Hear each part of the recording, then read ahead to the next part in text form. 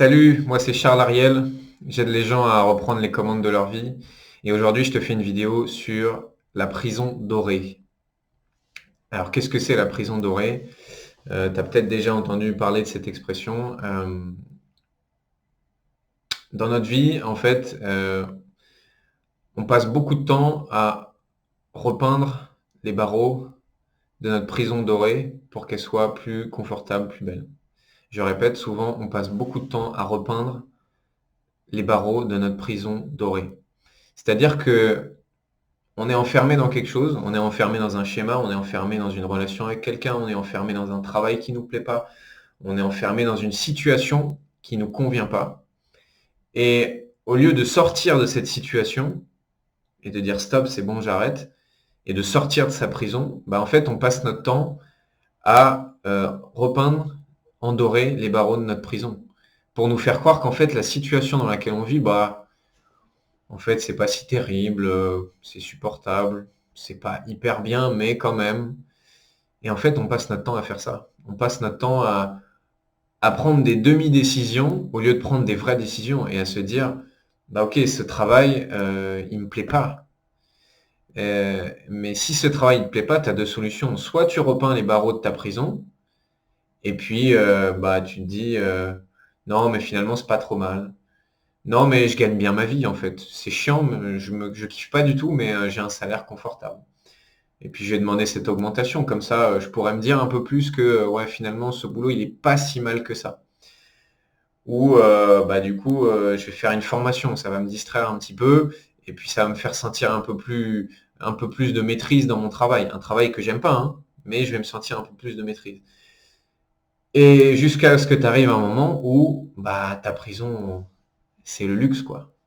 T'es dans une magnifique cellule, les barreaux sont dorés, t'as un fauteuil pour t'asseoir, c'est confortable, il fait chaud. Mais j'ai une nouvelle pour toi, c'est que t'es toujours dans une prison en fait.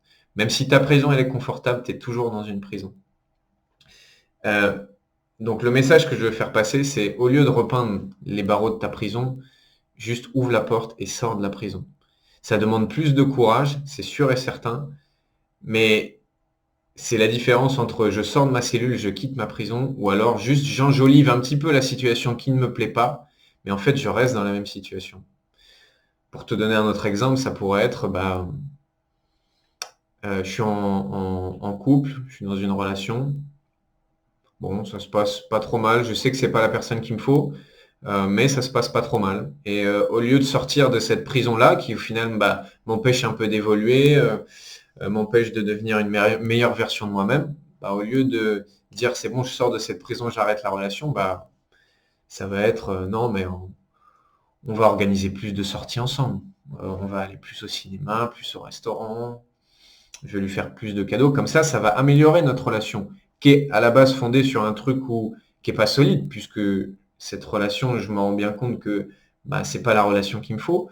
Mais je vais enjoliver un peu les choses, la situation, pour me faire croire et faire croire à l'autre peut-être que bah, finalement c'est pas si inconfortable que ça.